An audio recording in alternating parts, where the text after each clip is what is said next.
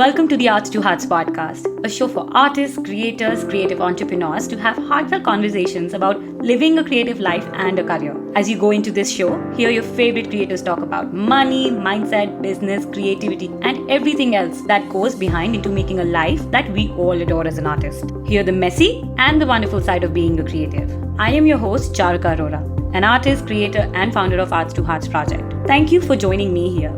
Let's jump right in.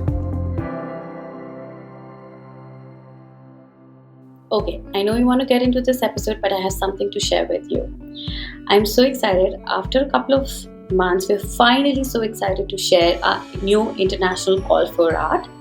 This call for art is a group exhibit, an international group exhibit that will be hosted on our platform, on our virtual gallery, and there's so much more that we do, which includes a documentary, and this is a guest curated open call. The theme for this open call is ready to wear, and this will be guest curated by Celine, who is an amazing artist, creative entrepreneur, and such amazing work. I really wanted, to host a new show which embraces fashion, people, culture, textiles, and I'm so glad Celine agreed to, curate this show for us.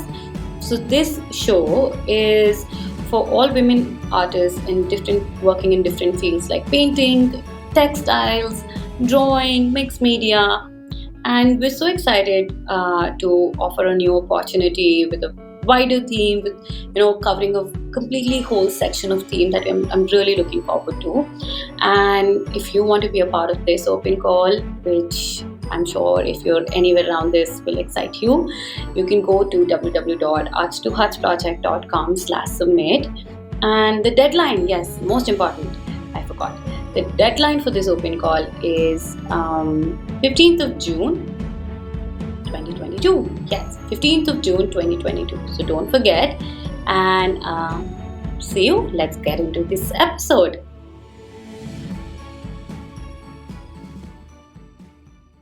Hey, you guys, welcome back to the Arts to Hearts podcast. And this is such a fun episode because I'm not going to be hosting one for a change, and I love that fact. But let me introduce first my co-host for today, which is my lovely friend and an amazing artist and someone I truly admire and love, Celine. Welcome. Hi. Welcome to the co-show. This is your show for today. Yeah. It's a team effort. We're a team today. Yes. Yeah. It's more of a conversation than an interview, right? Like we're just going to chat and have some fun. You definitely have a hang of that. I do. I can definitely talk. Yeah. Yeah, because you do that with Jade on the podcast with Art Okay Cool. Yes. My podcast, Art Okay Cool. I have a co-host, and it's really just a conversation. So yeah, I'm used to doing it. So shall we just jump right in? You want to just start chatting? Yes. No, I just wanted to say for anyone who hasn't heard and who doesn't know who Celine is an artist based out of Canada. We have a full-fledged episode where Celine and I had a blast. You'll know why I'm saying this, because in this conversation, you'll know what and who Celine is. So I just want to tell you, if you are interested, and which I'm sure you should be, you should just catch Celine's episode, which I will link in the description below. Now over to you. Okay. Perfect. So today we were just inspired chatting about our upcoming exhibit that I'm going to be curating. I'm so excited. And it's based around clothing and fashion and the connection between like fashion and art, right? Which we thought is kind of a fun topic to kind of dig into a little bit more. So that's what we're going to do. We're just going to chat about fashion. So, okay, let me ask you a question. Okay. Do you personally have like a strong connection to a piece of clothing or like a memory when you were wearing something or something meaningful that somebody in your family wore? And like, does that connect with you? 100%. I'll tell you a funny fact. So I am third born, okay? And these are very cultural norms in India especially. So if you're a third born or if you have a huge family, and it's not only born, like even if you have a huge family. So I was like, I have an elder sister, then I have a brother, and then that's me. So me and my brother are of the same age. And while we grew up, I have even today I love pre-owned clothes. I love wearing my sister's clothes even today. Like whenever I go to her house, I'm like, open up your wardrobe. What do you have for me today? I have grown up wearing, like, I would nag to my mom, like she would give me hands down clothes of my brother sometimes, and because we were of the same age, and I would cry so much. But then, even I have memories where my sister and I had a huge gap, like 5 6 years, and I would sneak into her cupboard and try to pick up something, and she'll be like, don't touch that.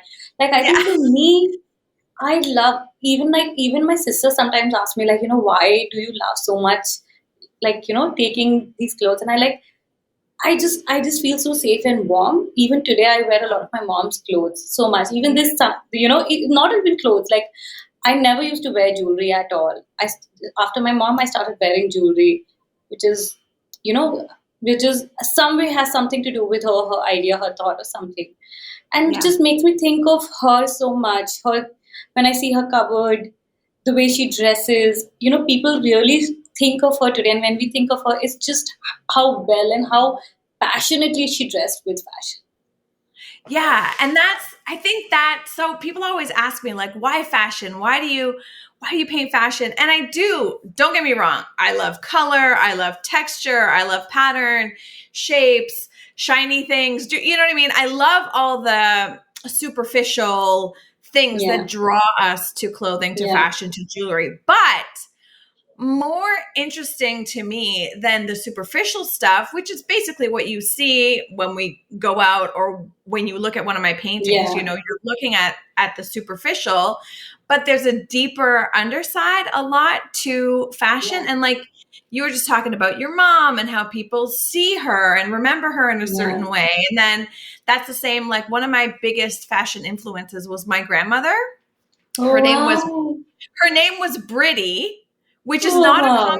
name, which is funny Really? because we were talking about your most recent Yes, podcast episode with Britty M, right? yes, Yeah. yes. So anyway, that was funny connection. But long story short is, it was just such a big part of who she was. And I love that. And I love like how fashion is so Yeah, integral. What's the word? integral, integral. Yes, you got it right in the first place, Okay. Sophie. Anyway, it's such a big part of our life. Like it could be a second thought for some people. They just throw on whatever, jeans and a t-shirt every day.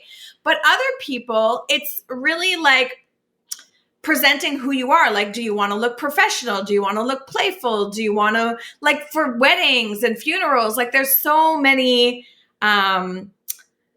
codes almost and norms about fashion. And then more recently, like if you think back to a couple years ago in the States with the red MAGA hat, the Yeah, Trump, you knew somebody was making a statement when they're wearing that hat, right? So yes, fashion can trigger emotions and maybe discussion, debate. And I love how when that is integrated in to art. And yeah, so just one second about my art. So yes, I always thought that I knew I loved fashion growing up, and it was like I have my own personal stories of being bullied for things that I wore and wanting things that I couldn't have, and because I wanted to fit in, and you know what I yeah. mean? Like there's We so all much that have goes that. on as we're growing up, I think a Yeah, lot with fashion. But I recently was but I thought I liked like modern art and pop art and that kind of stuff, which I do. But I spent a lot of time when I was younger going to art galleries, yeah, and I grew up in Ottawa, Ontario, Canada, which has the National Gallery for our country. So we had really like good variety of art in there, and I would like whiz through sort of the Renaissance art. I wouldn't pay that much attention, but you just did. recently I was back in Montreal actually. So I was at their gallery, and same thing, they have this beautiful collection. And I stopped for a minute and I realized like, holy, I didn't think that I was so connected to that art.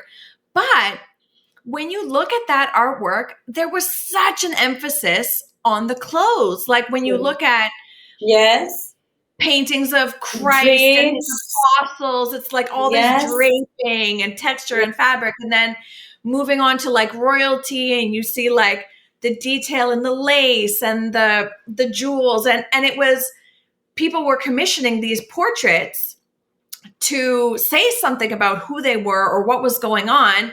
And the fashion, the clothing was such a big part of it. So Yes. I realized that, oh my God, like that combination of clothing and fashion and art was there, like So, in a different yes, way that I didn't really connect before. I love that. Yes, you've given me something also. So I don't know if you know that. I'm sure you do, though. But I studied fashion. I was a fashion designer. I No? did not know that. Oh my God. So How did I yeah, not know that? I don't know. So yeah, good news for you. So basically, Amazing. I grew up like I always. So the thing was, I've said this several times on the podcast. Like I was always a creative, but I never knew how to fit in.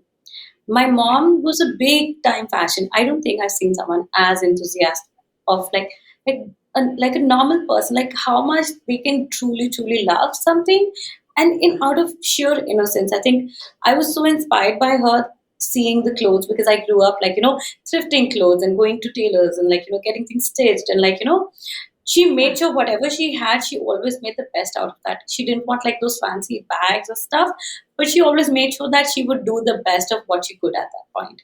So I always thought I wanted to do fashion. I did fashion design. And at that point, like you said, I thought even with art or like fashion, I was never too inclined towards you know, Indian aesthetic, saris and salwar suits, which are, art attire, the Indian traditional attires that a lot of women wear. And I love them today. But at that point, I never did. I always wanted to be more, more westernized because you feel like, oh, that's the culture, that's more popular or whatever that is. And while I was navigating my world through fashion, and I realized as much as I always thought I would be being a fashion designer is it. That's what I wanted to do. So even another history to another dot to connect is my father never agreed and they thought it's not even as a creative career, fashion never safe. So he was like, do something better. So I decided, okay, maybe I wanted to do literature. So I studied history. So while Okay. even studying history, I can't read. I have a huge I have a hard time reading, and I have a disability when reading words. So I love picture books. So what I would do is we would have big textbooks like those thesis books and stuff. So with anything, I would just go on the internet and I would start studying those eras, and I would look how people would Yes. dress and then when I started doing fashion, I never thought that this would help me, but it did because I would associate this century from this style and this war with this thing. Then when I moved from fashion to art, last in the world, where my work is today, I swear on God, I never thought I would reach this point. I would be like, oh, I don't do traditional art, like traditional art as in Indian signature art. And today my work is so much inspired by Indian textiles, Indian fashion, Indian embroideries. It Yeah. feels like no part of what I have done so far has not had that influence. And I even see that for anyone else. Even if you're drawing a portrait, how do you, we remember people by their character, and that character also is a big part of how they dress up. Not Yeah. the, are you, if I have to picture Celine, the quote, let me just describe it to anyone who's listening to this episode, okay? And just close your eyes while I'm saying this. So right in front of my screen, I have typical Celine. Now, if you know Celine, let me just even improvise this for you. Sharp, short hair, bright, wonderfully sharp coat, a blue collared blouse inside that's peeping through a coat, and she has a beautiful flower ring on her hand, wonderful studs, red lipstick, and a big white smile. That is exactly how I envision you every time I think of you. And your personality, your clothing is such a big part of it. Even though when we don't realize, I think we consume fashion and culture so much more than we actually think of. Yeah. Well, it's funny. So thank you. That was so cute, the little description. But it's funny because that's another thing that we should touch on too is some people, so for me, I do like, as we've discussed, the color and the boldness. And I also, when I was in my early 20s, I'm like, I'm going to be a fashion designer, and I would make my own clothes, and I would spend hours at the fabric store, but you might, like, it could be a very muted, understated, something simple, but you still remember, like, if somebody even wore a gray sweatsuit all the time, but you remember, like, that's their favorite thing. So you picture them in that thing. Like, that's the thing about fashion is it doesn't always have to be this over the top, quote unquote, wild, colorful, crazy, memorable or remarkable thing to be memorable. You know what I mean? Sometimes simple things can also be very memorable, right? And so that's, again, the cool thing about it. Absolutely. I think, like, even with the time ages, I love the Victorian era. I just absolutely love. And I love those. Like, I am a big nerd when it comes to era movies. And, like, I love them. And I also love them because, like, how, like, they give you a recall of a time that either I want to go back in the past or take me in the future. Like, I know, but I'm not a person who likes to live in the present for some reason. But, like, in these era movies like Victorian, or, like, I was watching this movie, this Netflix show called The Alienist, or like the Bridgerton, if you've seen, that's become widely popular right now. They also had Indian influence. They had Indian characters introduced in the show, and that caused a big spark conversation because the way they dress, like how they integrated the sari into like a gown, and, like, and that became a cultural point of such a big, like, a a a, a theme, like. And I think, it's like time traveling for me. I think that's how I love it.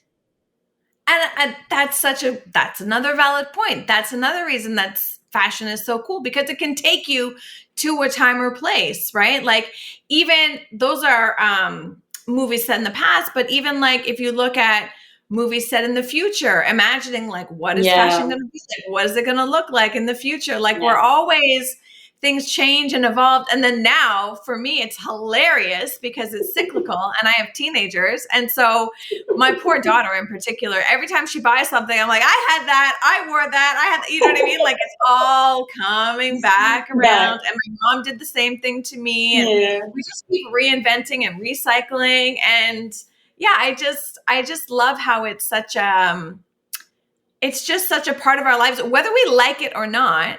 You have to, well, I think in some places you get arrested if you didn't wear clothes, right? So you have to wear clothes whether you want to or not. And maybe they're going to make a statement, and maybe they're going to blend in, or maybe they're going to remind you of someone, or I don't know what your reason for, not you, but the general what our reason is for why we make the choices we do. But that's the stories is so interesting. Tell me something, when you have a very personal style today, and I think fashion is, like I say, art is also a huge part of our extension of our personality. Fashion, I feel, is the same.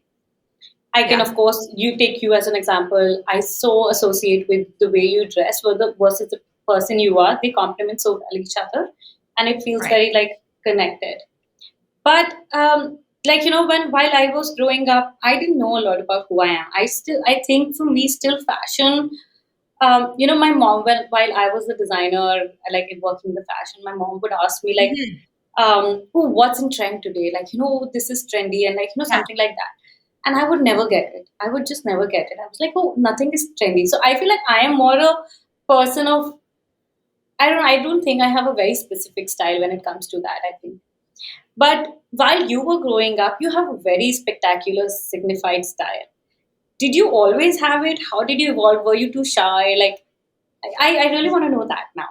Yeah, no, you know what? I think my parents, as well as so I mentioned my grandmother, my parents also, my mother and my father, have their own personal style, and always have. And so I think having that as a role model.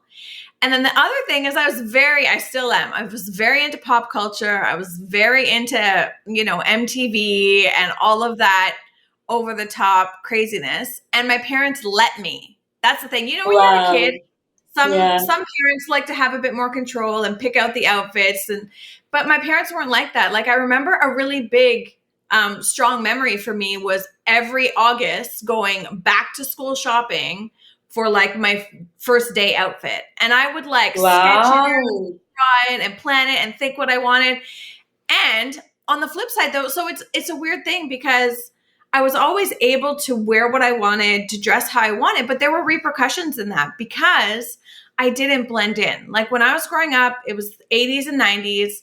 Most of the girls in my school with me, their parents, I think, had most of the control, and they would put them in very like floral, dainty, pretty kind of outfits.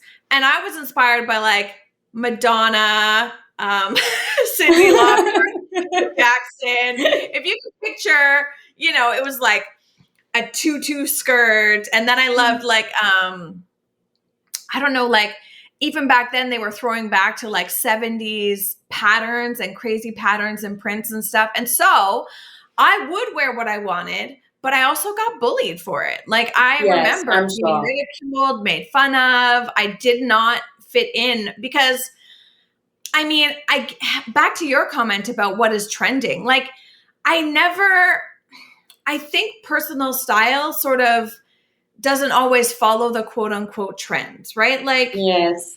So there's things that are trendy and nothing against that. It's trendy for a reason because typically it's nice, it's appealing, it's comfortable, it's whatever. But the people who aren't falling in line with that trend sometimes, especially growing up, can be, it's hard, right? It's really hard. Yeah. And so, but I think also because I got made fun of, I think I'm stubborn and I just push back and I would wear it even more. You know what I mean? Like, it's your personality. You showed them. Yeah, my sister and I'll have to find a photo sometime. We went and we got these outfits and they were like leopard print and zebra print kind of head to toe outfits. And I loved it. And I crimped my hair and it was like big and, you know, do you remember crimping? It was crazy. Yes. Anyway, so we went to school. We loved this. We went to school. She got teased and I got teased for wearing these outfits. She never wore it again. And I wore it all the time because I was like, you can't tell me who to be or what to wear. And for her, she's like, no, not liking what's happening when I don't want to be a target. And so I think it's just a personality thing too. Like that's why it's interesting to me because some people really, don't want to stand out. And to be fair, I saw a post online the other day and it was very interesting to me because I always think of New York being like fashion capital, right? I've been there many times. It's not, but not anymore. Maybe at a certain time. To be. Not anymore. There's a lot of ordinary dressing, but this is a woman. She's a younger woman. She lives in New York and she loves fashion. And she actually blogs about it a lot online, which is why I follow her because I love her fashion. But she had these white platform boots that she loved, absolutely loved. But the post she was writing is that she will not wear them unless she's like getting into an Uber and getting out at the location because she feels like if she wore that on the subway, like with her whole look, it's not just the shoes, whole look was over the top and she feels like it would make her a target. Yes. And then also in shoes like that, you can't run fast if you need to, you know what I mean? So I feel for that too, because, and then I was reading the comment section and so many, specifically women, unfortunately, were like, I don't feel comfortable wearing high heels because I feel unsafe. I feel unsteady. I don't want to wear anything that makes me a target for robbery. I don't want to wear flashy colors because I don't want to stand out. And so that is like heartbreaking too, because it can be a personal expression, but you might live in a place where that's frowned upon or where you become a target, right? So that's another thing to consider. Like you might be walking by somebody on the street wearing a gray sweatsuit who really wants to be like head to toe color, but doesn't feel comfortable for whatever reason, right? And so that's such an important point. Yeah, it's an interesting dilemma. And in certain countries too, like modesty is valued. And so you walked You around know, like in a India, rock star. that's it. It's not going to go well.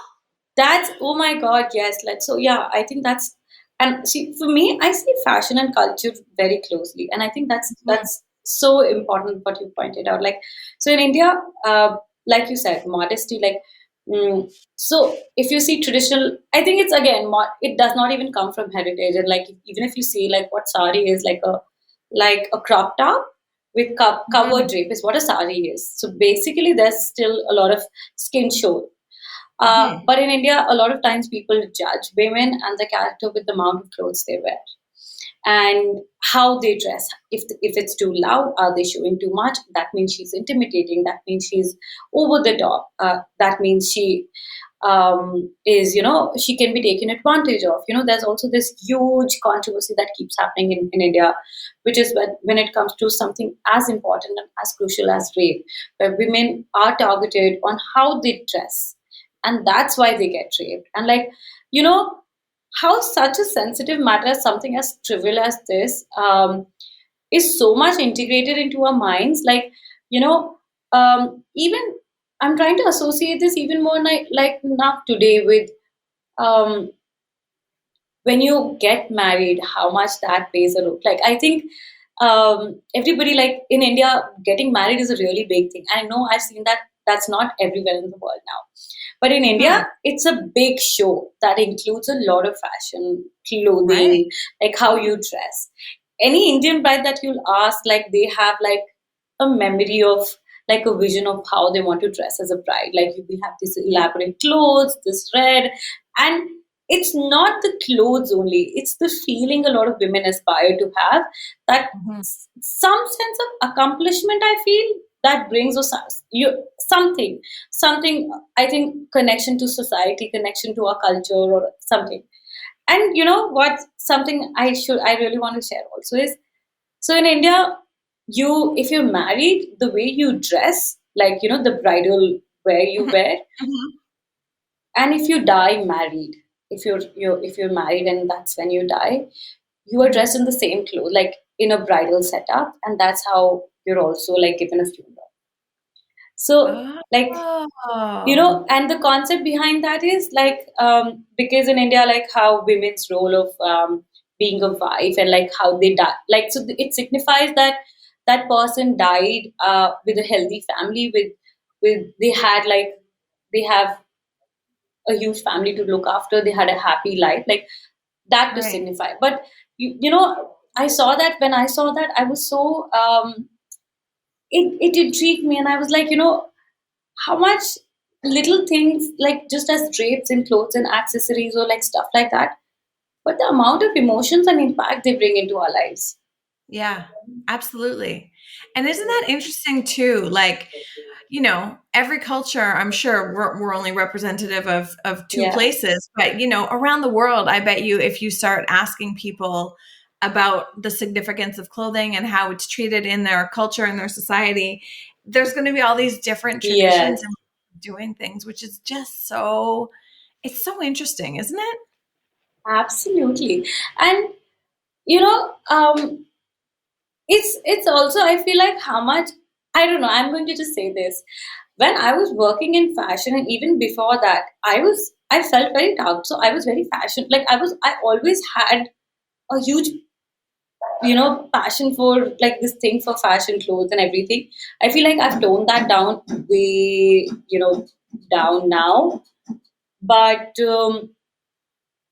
I felt, when I was too expressive, I felt judged. Like, um, like you said, like, oh, and I felt like I wanted to toe it down. And I felt, when I was even working in fashion, I always felt questioned. Like, I'm glad we're having this conversation today, because I felt like, oh, what am I? I'm just making clothes. Like, just clothes. What do I have? Like a question a lot of artists also have, keep asking, like, what do, I'm not changing the world. I'm not, like, I'm just creating clothes.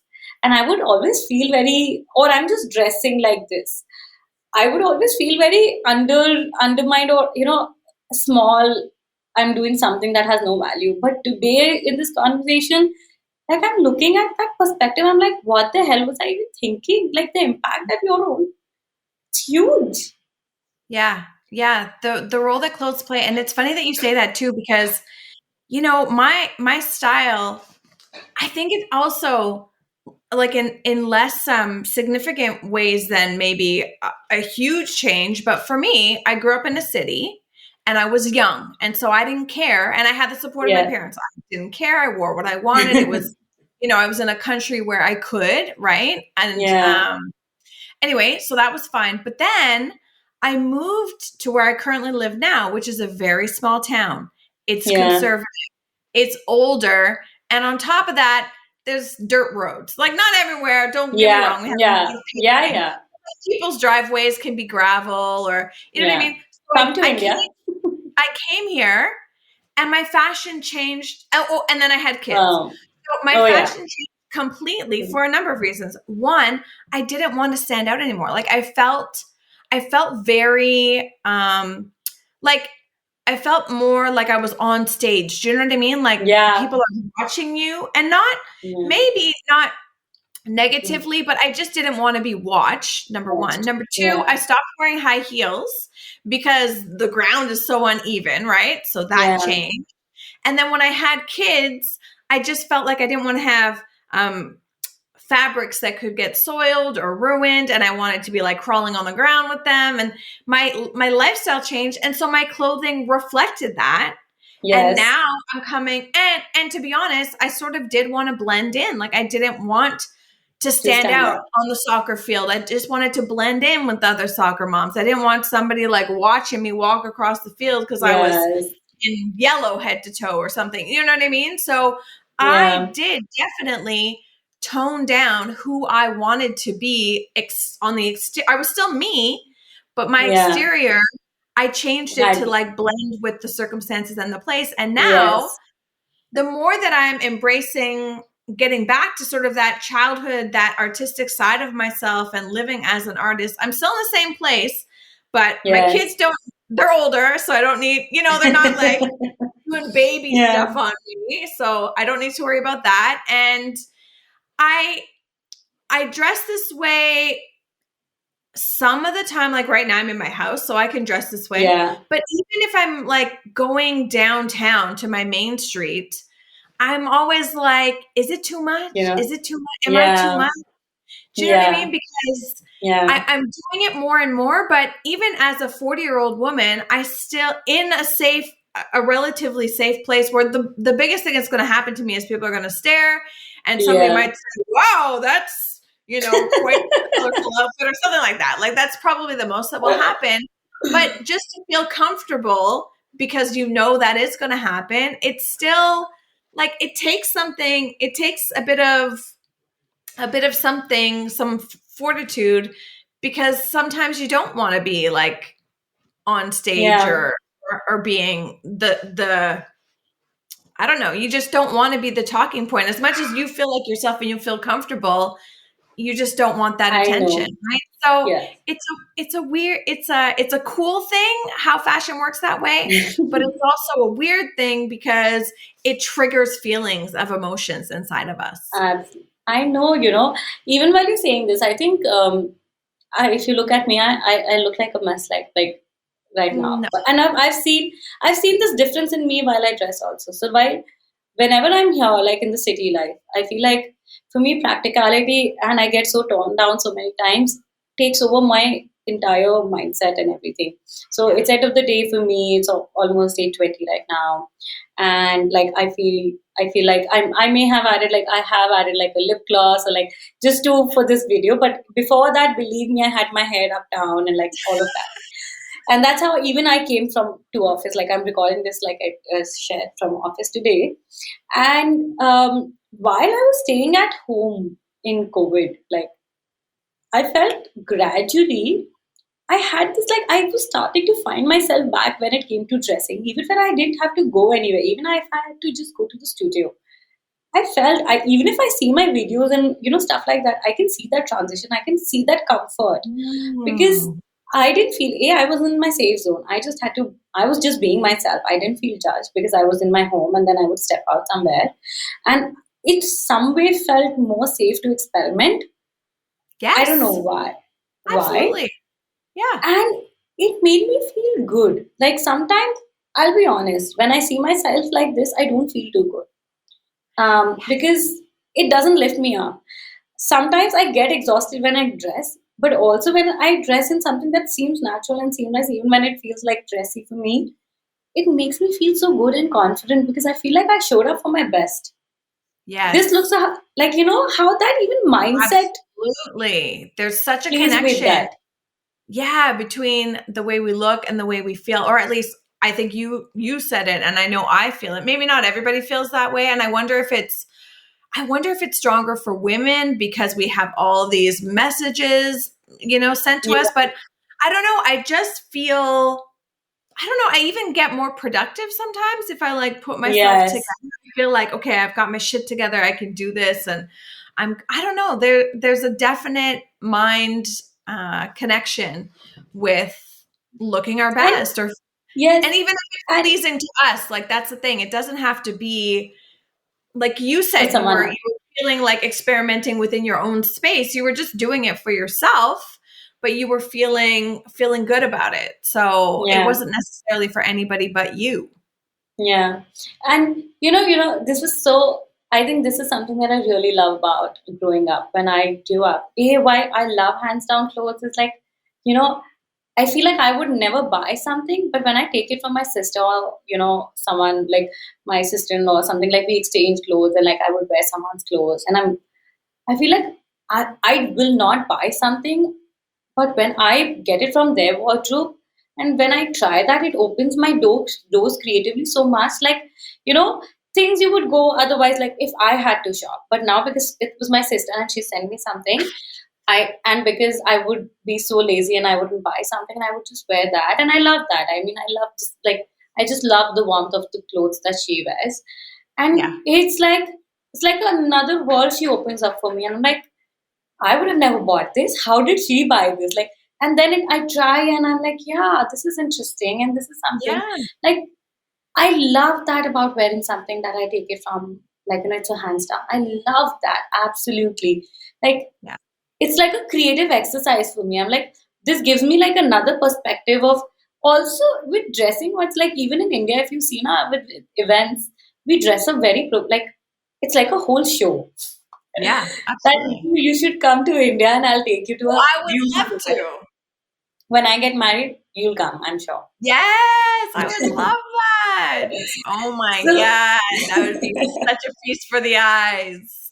oh my God, we'll do like an art queens like whole thing, and we all would dress. Oh my, look at it. We all could dress in our own ways and like our best full fledged self, whatever. Even if that means jumpers and whatever, or even if Exactly. that means like a Whatever's our best, right? It could be different for yes, everybody. Yeah. yeah. So even if you come to India on a wedding, it's like a it's like everyone's personal wedding day only.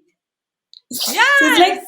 people get dressed their best, and it's like it's it's this culture like how we're built and integrated, and it's how we share those resources and how we're also celebrating. Like even in celebration, dressing is such a big part.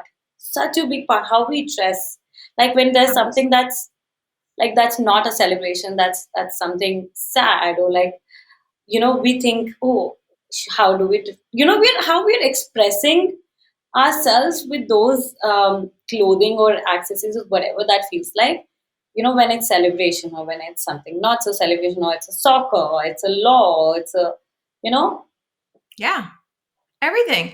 It's like there's those extremes, like the wedding, the funeral, but then there's other things too, like graduation, or like I mentioned earlier, like what are you wearing on the soccer field? Like, can you imagine if I yeah, came in like a hot pink business suit with high heels to the soccer field? That's all that anybody would talk about in my little town, right? So people dress appropriately, quote yeah, unquote appropriate. I mean, you can wear yeah, whatever you want, wherever you want, but I'm just saying, like, it's so interesting how we take social cues from one yes, another as well, and that yes, impacts what we do and how yeah, we show up. So yeah, I mean, there's so many layers to it, and then there's the whole society and status. That's the other thing that I find fascinating, and especially yeah, for when you were interested in fashion design and working towards that, like one of the things that I did when I was younger, same like you, when I was interested in fashion, and I got to go to New York for the first time. I think I was about 19, and I was in New York, and I'm like, okay, this is it,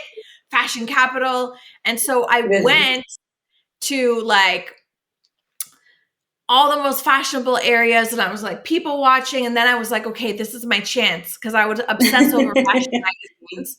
And so I would go into the store and I'm like, what makes these clothes so special, right? Because everybody wants the Chanel, everybody wants the Versace. Yes. And I was making clothes, so I thought, oh, they must be made really well, the quality must be amazing. Yeah. And I would go in and I would touch everything and I would turn it inside out and see how it was made, and Oh, it was nothing special. yes. It really Yes. was nothing special. It was like a Versace t-shirt that was literally the same t-shirt that you would find at whatever department store you have, but it had the Versace logo, and therefore, by some reason, it was this magical special thing. Yes. We still fall into that trap today. You know what I mean? Like there are Yes. status and We're all guilty labels of that. that are supposed to make things better or make you feel better because you have this thing, but really the things are made in all the same factories.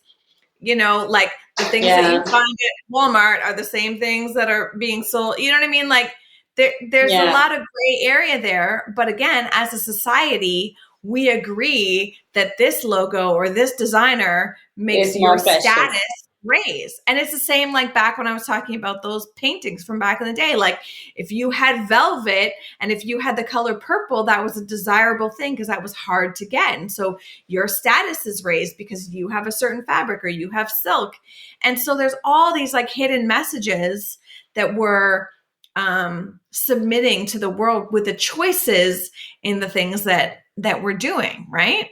Yes. Yes. I know this is so, even while we were discussing the whole idea, and that's why I reached out to you, because your work, for some reason, is such a good fit, and it's just, it does not, I think for me, it touches the same part. For me, I try to find reasons behind things. And for me, Yeah. whenever I see your work, I don't only see clothes. For me, I see confidence, like the one that I'm even seeing just right Mm, behind you. Like for me, my first takeaway is like, with the bold colors, with the way that person's sitting, with the open yeah. legs. Like Yeah. it for me, it exudes confidence, and it's and that is also something that you exude to me. Like, your work, the way you talk, or the way so I feel like it's so, and that's why I wanted to reach out to you, because I love how with the mode of fashion integrating art, which is something I love. Yeah. Both of them, we both love that. It still is so much like all of these things that we've spoken about, like cultural, economic, or personal, or whatever impacts we've had in associations. It's so wide and different. Yeah, and that's the thing too, is like my work clearly does have a focus on the clothing. But if you actually start looking at a lot of art in the world, the clothing might not be the focus, but Yeah, it's there and it's contributing to the piece, right? yeah, Like what I said to you about like in the galleries and looking at these works. And even though it might be a narrative, or it might even be like an interior landscape and you see some clothing on the bed or whatever, like what is that saying? Or if you think back to um paintings where people are outside at the beach or at the park, they're all wearing clothing. And so what is that adding to the art, right? It doesn't yes, have to yeah, be necessarily the number one focus in a piece of yes, work to still add importance to that piece of art because it's saying something. yeah. And not only that, like interiors, if you see, I think fashion is also so fluid. Like in India, if you'll see, and I know a lot of people who, like, if you say, um, you see these tapestries, or my work also like feels in middle of that, like these are all Indian textiles, and these flow from the prints that we see on our clothes, to bed sheets, or like curtains, or like the sofas that we sit in. So I feel like even that is so much included in that. Like our culture Absolutely. and those roots up goes into our clothes, and that cloth is again that our clothes are made of certain cloth, and that also cloth rotates into different parts of our lives.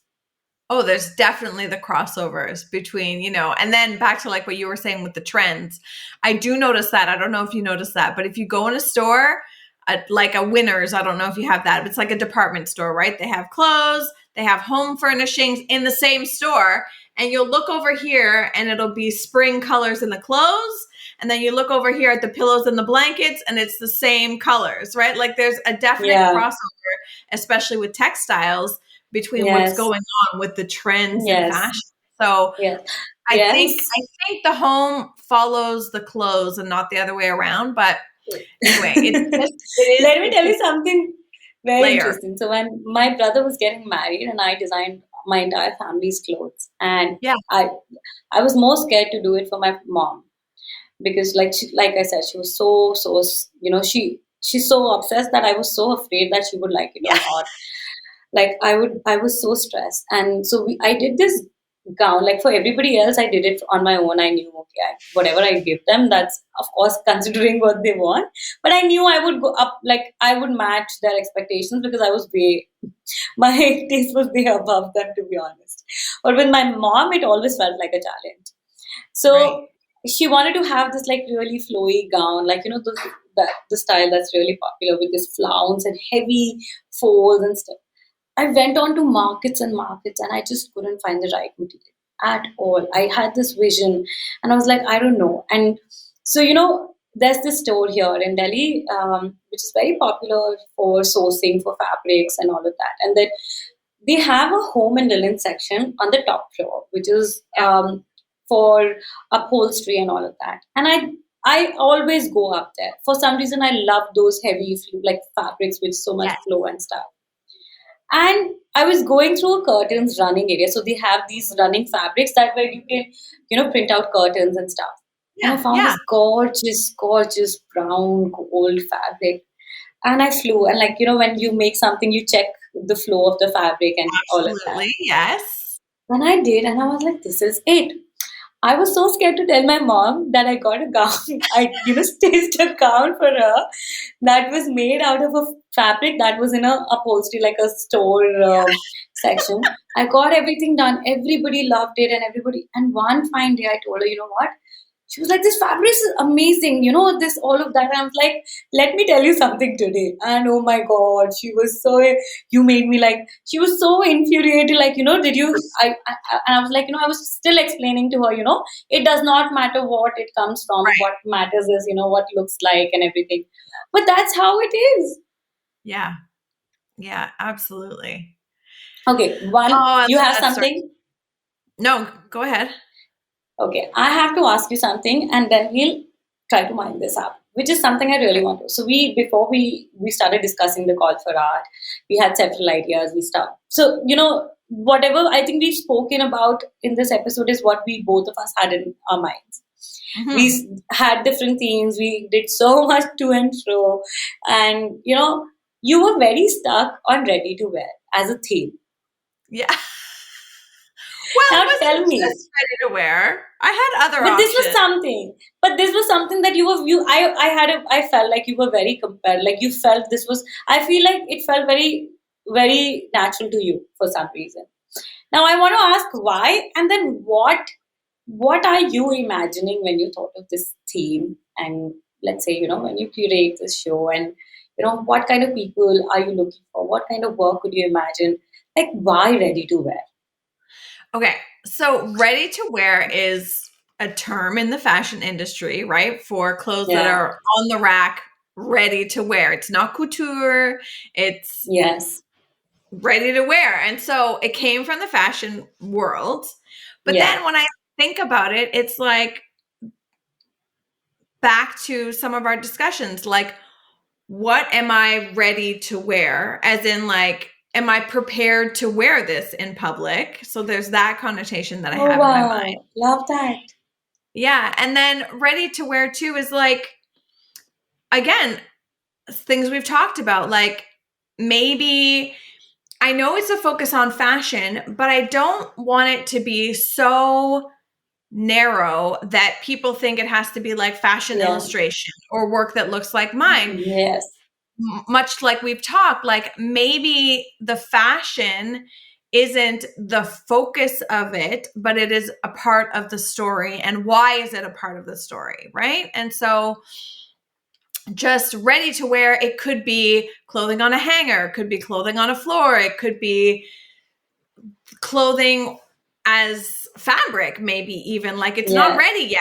It's not right. It's still curtain fabric, but it's going to be ready to wear one day. You know what I mean? Like, so it opens it up a little bit more to like textiles and clothing without it being runway fashion illustration. Do you know what I mean? Yes. So that's why I kind of like, it's not like it isn't fashion, but it's ready to wear. Do you know what I mean? Yeah. I think that's why I really kind of like that as a title. Yeah, even while we were speaking and when we closed, and I was like, I'm doing these pieces right now, which are like jewelry, embellished jewelries and, stuff like that.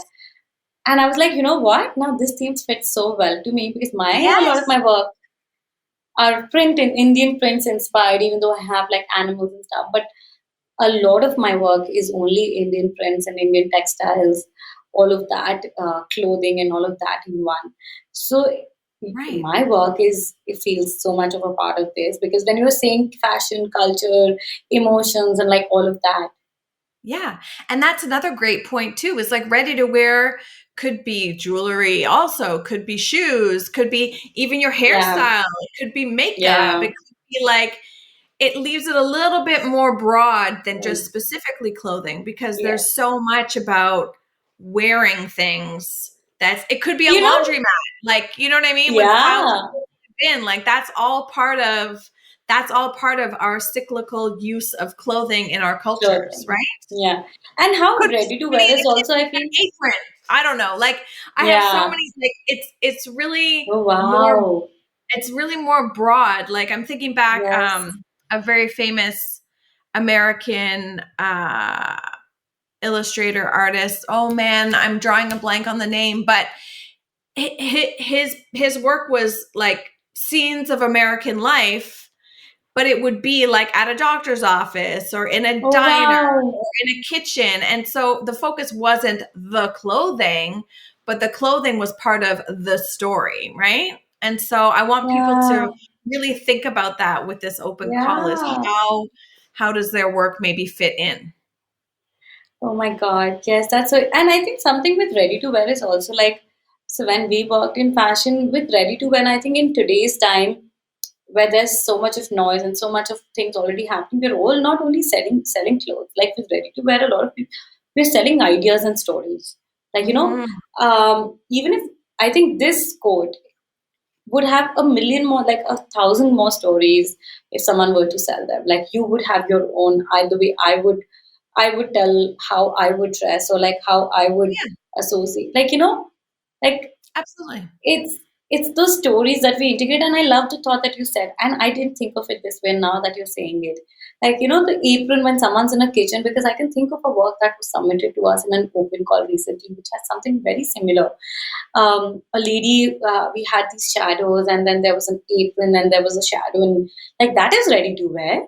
Absolutely, yeah, and the apron thing, I mean, I think all of us can probably think of a loved one that had their go-to apron when they're like, I don't know, barbecuing every family reunion or making Christmas cookies or whatever your, and that's not back to the cultural thing, like food connects, apron, fabric, tablecloth, like it's all textile, fashion, you know what I mean? Like, and then people sitting at a table enjoying the feast. Again, the clothing isn't necessarily the main thing, but it's an important thing, right? And so, like I just want people to sort of get outside the box, and if they feel like their work can connect to that storytelling in any way, we want to see. I'm very excited. I'm very excited to see.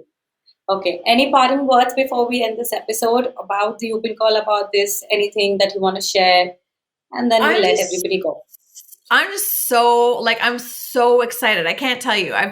I think about it. I'm like, when are we doing it? Like, let's go. I want to start seeing work. So I'm thrilled that you asked me to participate. I'm excited to see everybody's work. I'm just like beyond words. I'm so excited to get this going and put it together. Yeah.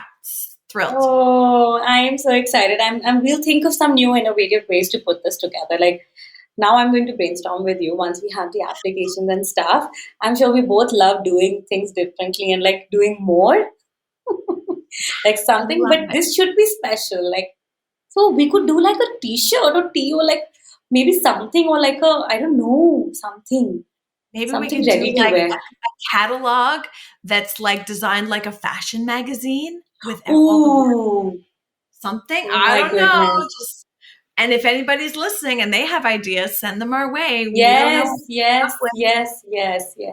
And I think with the descriptions, I would love, like, with the form that you'll see in this application, you'll see what does ready to wear mean to you. Yes. Tell us, I think this is what we've spoken about is what we're looking for. What will you, how are you going to curate the show? Can you, for anyone who's listening, can you give them some points so that they can at least, improvise this application? Yeah, I mean, obviously the image is an important part. So I'm definitely going to be looking for strong images that either tell the story or have something really catching that's maybe unique, or I don't know, like I'm so open to just new things. Like recently, just for fun, I love sharing people's work and looking at art that I'm not aware of. And so I did like I just had some free time on a day, and I put a call on my personal Yes. Instagram, right? To share your page with me, and I'm going to go look at your work. And it's just so amazing to see the variety out there. And so I'm just, I don't know. I do tend to like color. So color, the story of color, the use of color is interesting. The use of light and shadow, I find really interesting. And then in terms of the narrative, like what does ready to wear mean to you? I think that is also an interesting component too, because like even with my own work, superficially, you might not know the story behind the clothes, but when I can tell you about it, or maybe you can use your imagination and make up your own story, but that response, that what does ready to wear mean to you, I think will be a very exciting part of the application for me to read. So put some effort into your description, because I really want to know like the story behind it. Yeah. I am so excited. I can't wait for this whole thing to come together, because, oh God, I'm sure we'll have like something ready to go. Good. I'm excited. Perfect. So anyone who's listening and thinks and wants to be a part of this international call for women artists, you can find all details on our website, www.arts2heartsproject.com/submit. And the deadline is 15th of June. So that's about that. I am so glad we did this. Celine and I were meant to not record this episode, but since we started talking and we were like, you know what, we can learn about this. Press record. Talk anyway. So yeah. So we just did recording. So but I'm so glad we did. I'm so glad I needed a conversation like this today. Thank you. Yeah. Thanks to you, Celine. Oh no, it's my pleasure. I loved every minute. Perfect. So we'll see you guys, and I'll see you soon, Celine. Okay. Sounds good. Bye-bye. Bye. Thank you so much for listening to this episode. You can find all the details and links mentioned in the show notes of this episode available on www.arts2heartsproject.com. And if you like this episode, please don't forget to tag us in your stories and leave us a review here on iTunes or any of your favorite platforms. It really helps us to keep the show going. Thank you so much. I'm sending you lots of love, and I can't wait to be back here soon again. Bye.